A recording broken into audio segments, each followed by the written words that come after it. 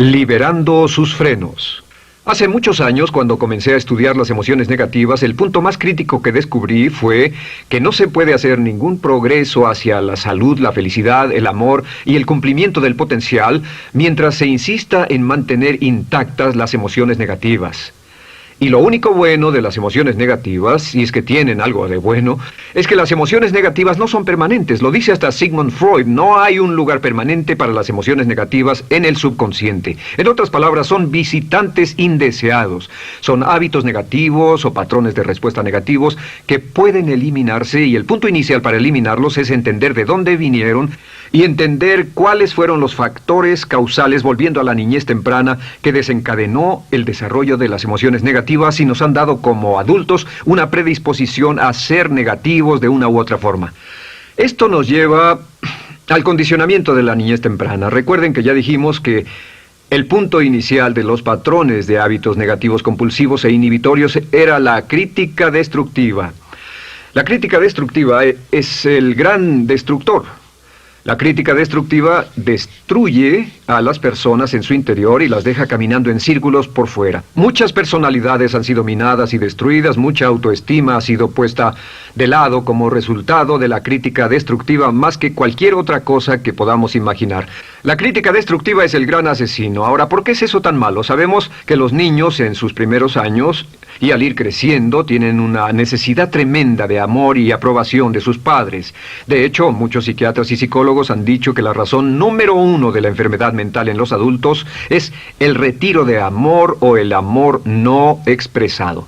Sabemos que cualquier persona con prestigio, una persona que es importante para un niño, tiene un impacto enorme en ese niño, y los niños hasta la edad de 6 años tienen muy poca habilidad para discriminar entre una crítica válida y una crítica inválida.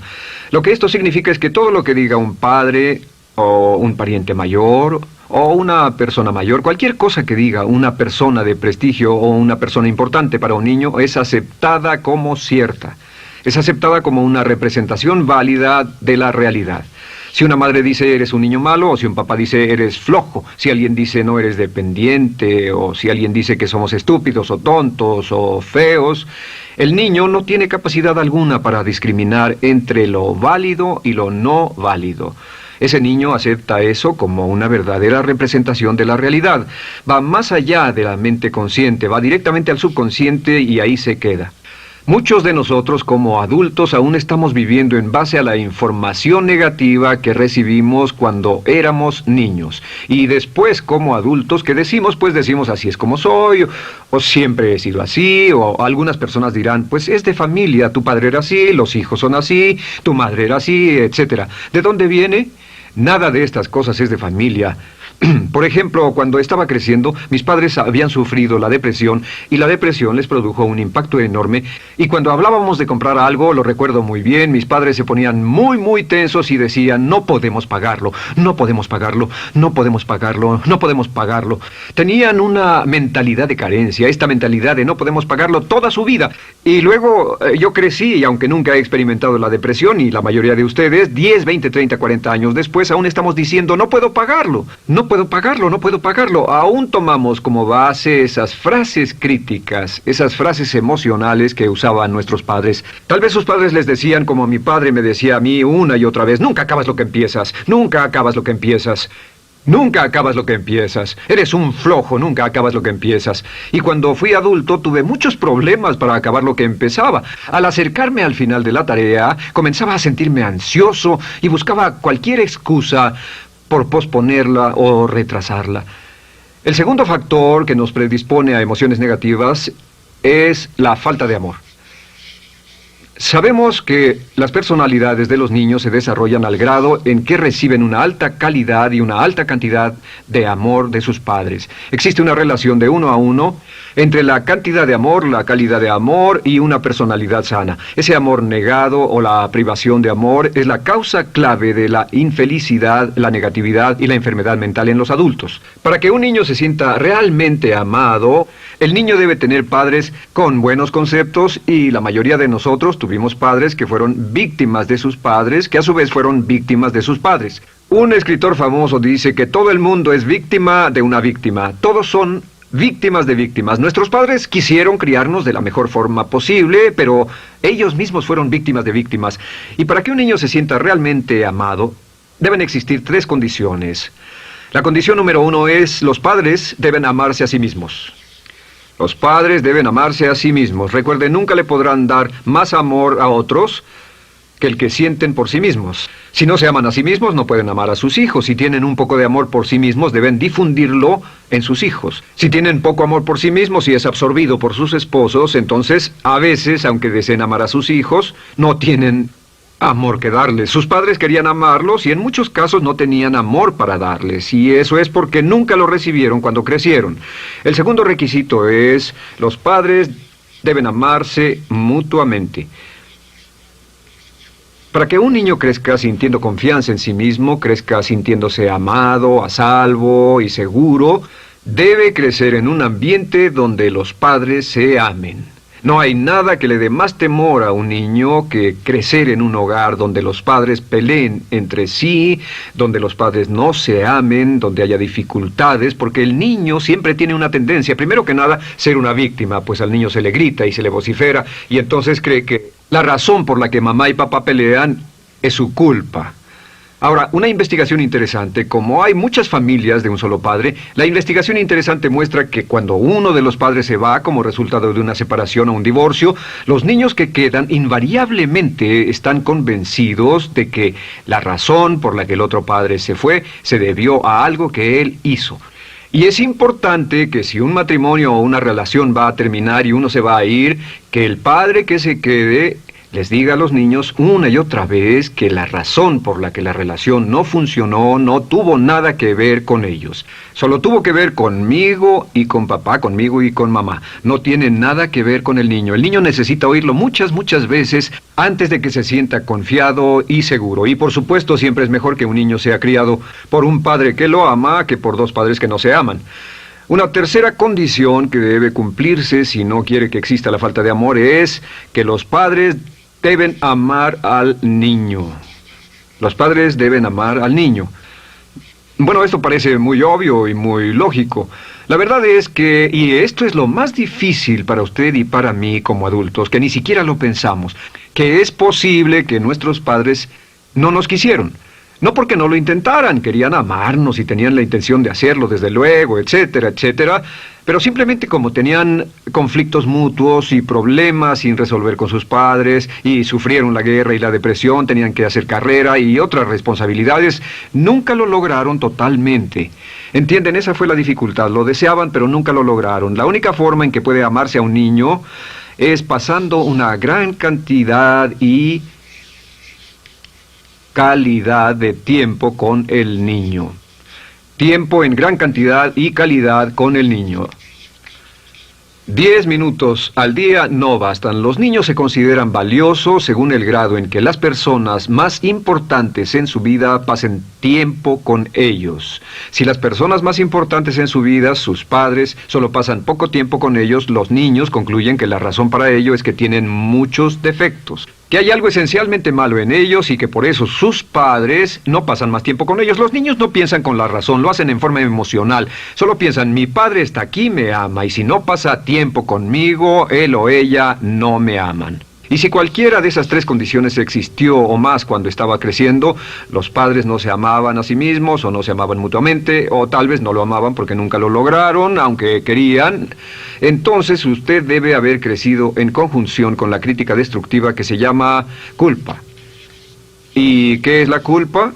Pues simplemente la culpa es un sentimiento de no valer mucho. ¿De dónde sacamos este sentimiento? Lo obtenemos cuando continuamente gente importante nos critica en nuestra vida y simultáneamente no nos dan el amor que necesitamos.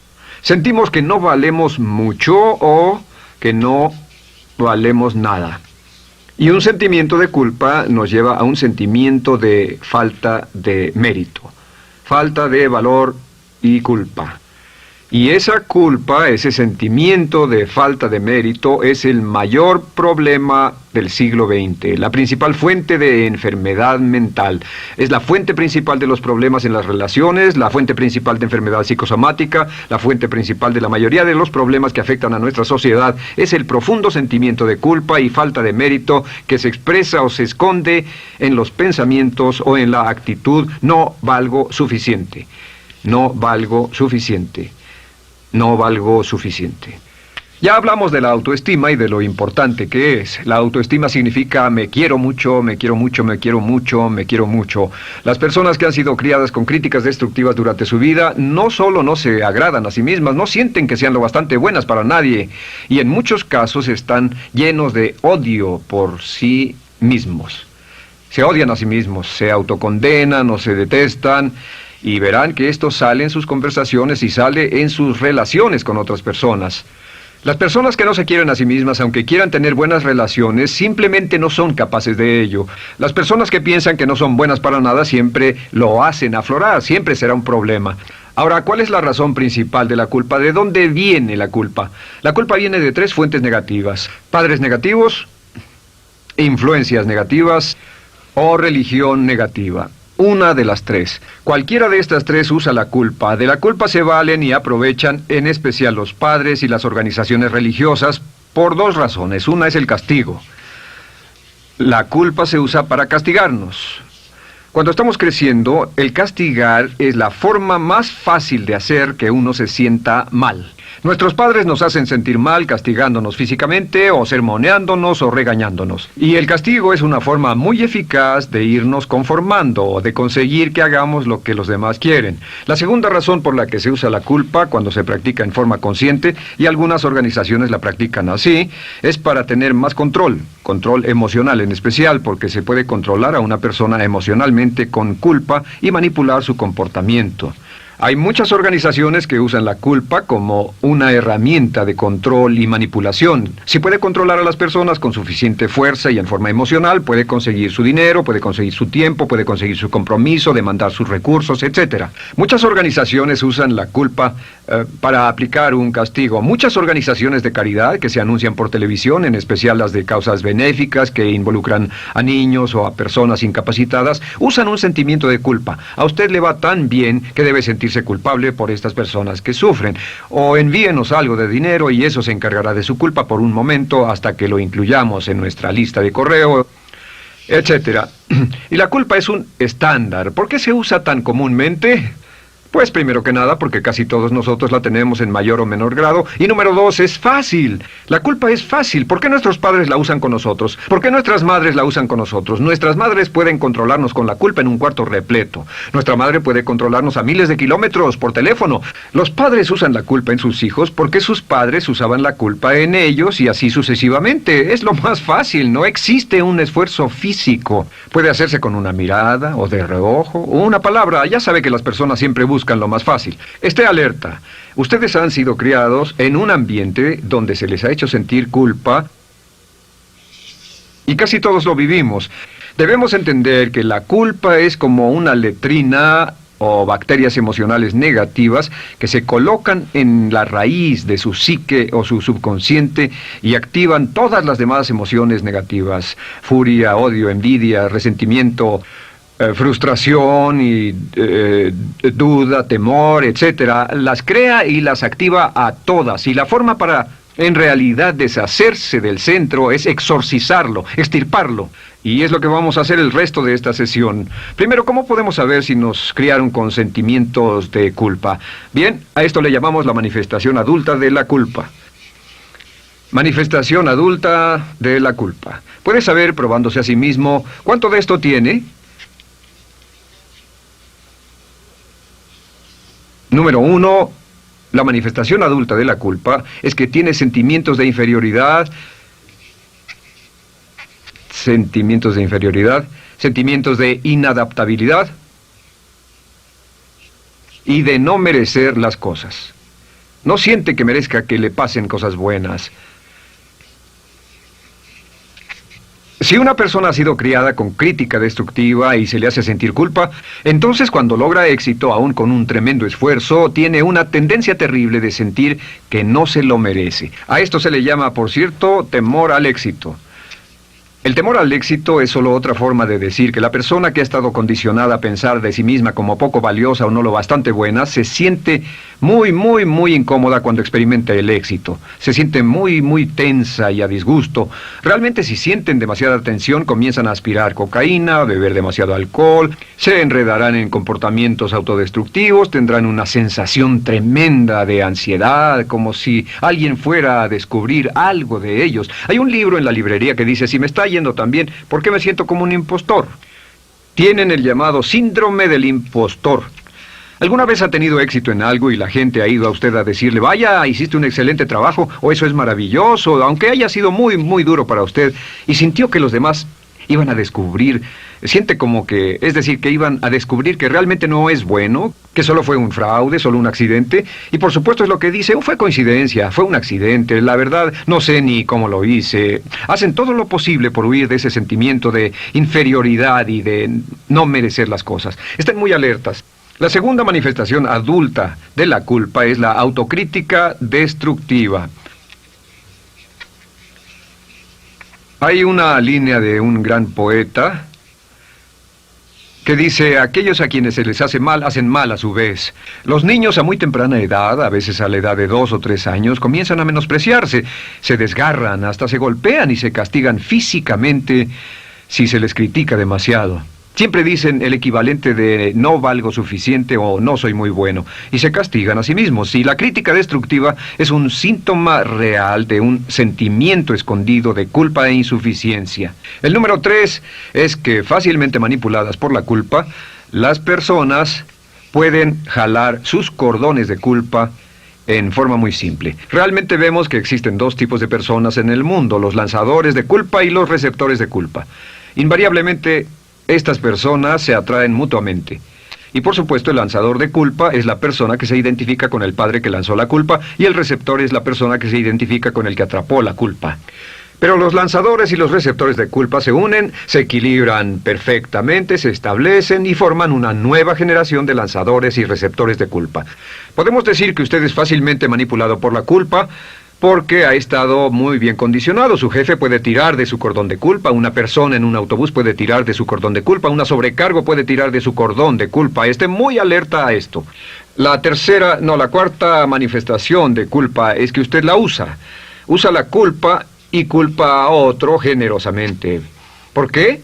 Pues si ha funcionado en usted, la hará funcionar en ellos. Le parecerá que es un intercambio, un trato muy justo. Usa la culpa y la culpabilidad y se convierte en la base de sus relaciones con los demás. Cuando algo sale mal, les echa la culpa a ellos. Algo sale mal, culpa a alguien más. En cuanto hay un problema, busca a quién culpar. Un experimento muy interesante con la cámara escondida hace algunos años, fue que hicieron una plancha de hielo y la pusieron en la acera sin que nadie los viera. No hacía mucho frío, pero lo hicieron y observaron cómo reaccionaban las personas cuando pasaban por ahí, cuando caminaban por ahí, llegaban a esa plancha de hielo, se desequilibraban y se resbalaban, y lo primero que hacían era observar a la persona más cercana a ellos, enojados, verdaderamente furiosos. En otras palabras, buscaban a quién culpar. Y si no había nadie cerca de donde habían caído, se levantaban otra vez, miraban a su alrededor, no había nadie y entonces pateaban el piso, pateaban con fuerza y se iban.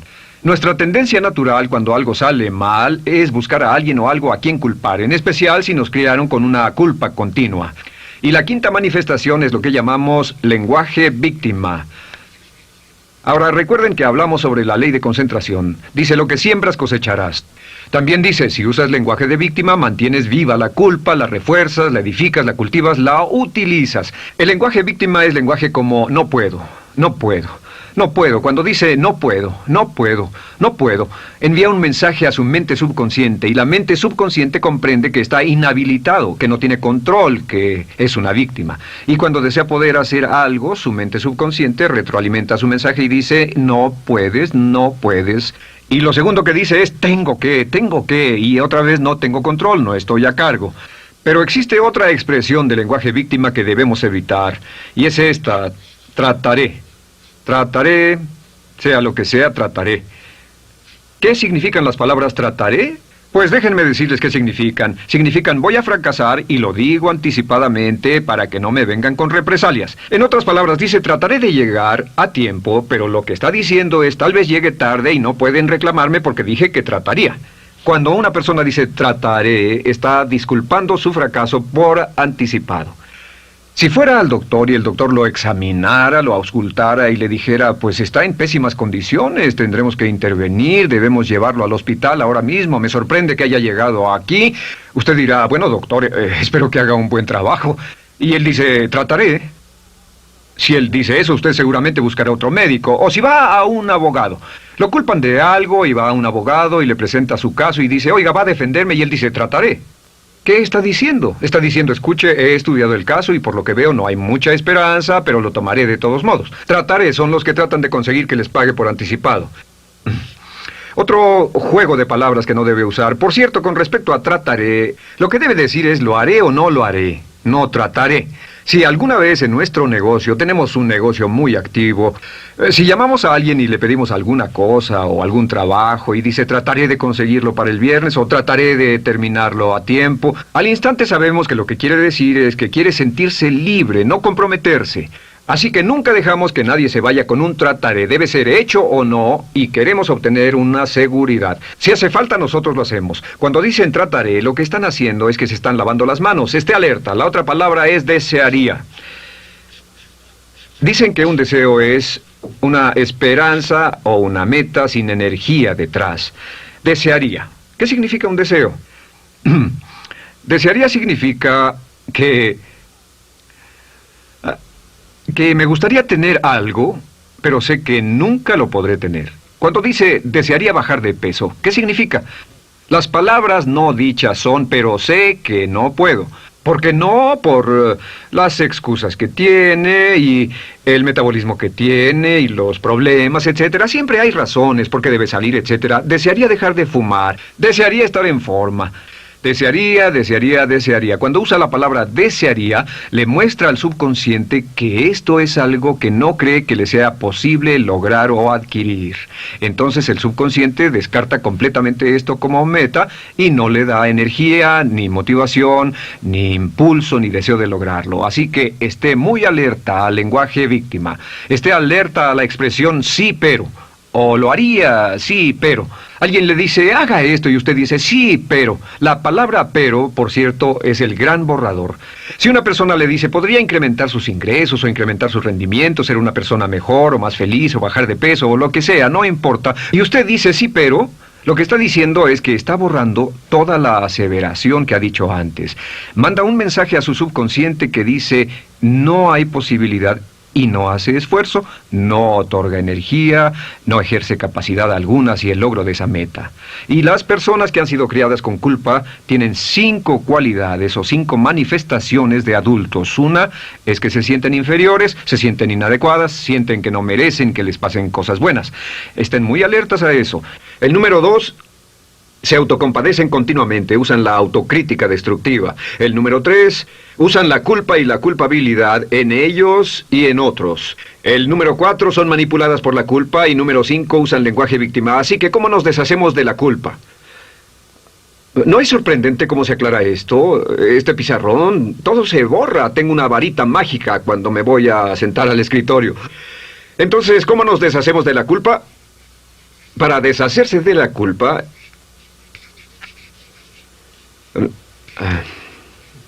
este es el proceso. Tiene algunos pasos importantes. Número 1, el primero de la lista, elimine la autocrítica. Elimine la crítica autodestructiva. En otras palabras, nunca diga nada destructivamente crítico de usted mismo. No lo diga. Esta es la regla básica. El subconsciente acepta lo que diga usted como cierto, como un mandato. Así que no diga nada de sí mismo que no desee sinceramente que sea cierto. No diga estoy cansado, estoy gordo. No diga no puedo o debo. No diga nada a menos que quiera que sea cierto. Las palabras que van después de la palabra yo son las palabras que su subconsciente registra como mandatos, excepto cuando dice yo desearía o lo intentaré. Así que elimine la crítica destructiva. Siempre hable en términos positivos sobre usted. Me gusta mi persona, puedo hacerlo, lo haré, escogí hacerlo, pero nunca diga no, no puedo. Número 2 es no dejarse manejar por la culpa. Rehúse ser manejado por la culpa. Porque cada vez que le permita a alguien que lo manipule por la culpa, ¿sabe qué pasa? Refuerza y hace más poderoso el efecto de la influencia de la culpa en su vida. Cuando yo crecí, debo decir que yo crecí en una familia que estaba muy influenciada por la religión negativa. Realmente mi madre, Dios la bendiga, tenía un cinturón negro en el pecado e hizo un trabajo verdaderamente soberbio en ello. Y yo tardé en sobreponerme. Cuando me casé con Bárbara, ella también venía del mismo tipo de familia y recapacitamos. Hay una hermosa respuesta cuando uno de los dos caía de nuevo en los viejos patrones. Decía, no tratas de hacerme sentir culpable, ¿o sí? No tratas de hacerme sentir culpable, ¿o sí? Solo diga, no tratas de hacerme sentir culpable, ¿o sí? Y no deje que las personas lo manipulen usando la culpa. El número 3, no use la culpa o la culpabilidad y anuncie que no va a usarla. No la use en otras personas y permita que sus hijos o su cónyuge digan lo mismo. No tratas de hacerme sentir culpable, ¿o sí? Repítalo una y otra vez. Y si la otra persona le dice, eso es lo que trato, contéstele, no va a funcionar. Y no funcionará. Es que la culpa solo funciona mientras usted no sepa que está siendo usada en usted. El número 4 es lo que llamamos la ley del perdón. Es la más importante de todas. Realmente es el centro, es el meollo de toda esta sesión. La ley del perdón simplemente dice que usted está sano mentalmente hasta el grado en que pueda perdonar libremente y olvidar las ofensas. Que su habilidad para perdonar a los demás es la clave que determina su felicidad y su éxito en la vida. Su habilidad para perdonar a los demás es la única forma de eliminar la culpa. Su disponibilidad para perdonar a los demás y olvidar ofensas es el determinante más importante de si usted está o no totalmente integrado y es un adulto que funciona como ser humano. Porque la tendencia de culpar y de guardar rencores es una tendencia patológica infantil que la poseen todas las personas que están enfermas mentalmente. La habilidad para olvidar, para perdonar libremente, es la marca del ser humano realmente iluminado. Ahora, acepte eso como real. Hay 4 personas a las que debe perdonar. Número 1, perdone a sus padres.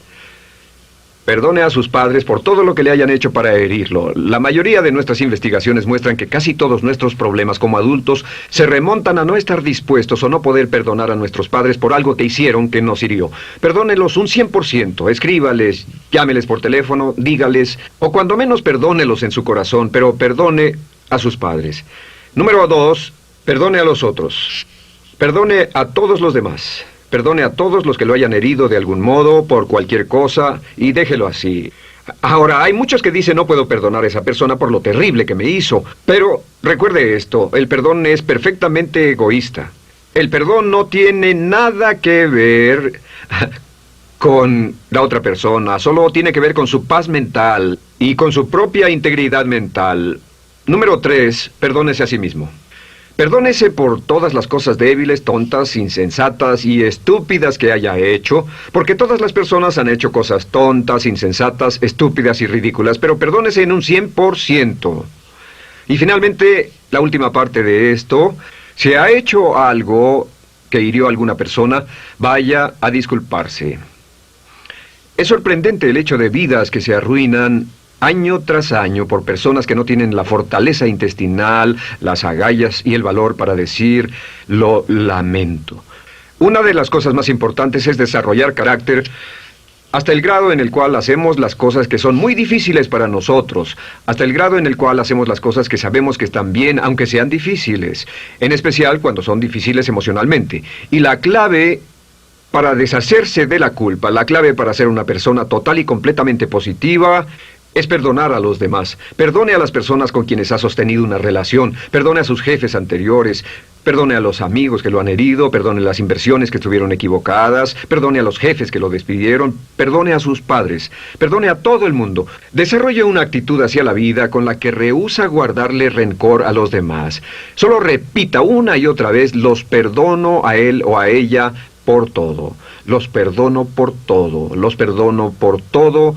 Y eso es todo. La clave para librarse de las emociones negativas es rehusarse totalmente a continuar con cualquier situación negativa. No olvide que es un acto muy egoísta, y será tan egoísta como usted quiera. El acto del perdón lo libera y libera a la otra persona y le garantiza que se moverá rápidamente hacia el cumplimiento de su potencial. Para tener éxito, una mujer debe ser mejor en su trabajo que un hombre. Golda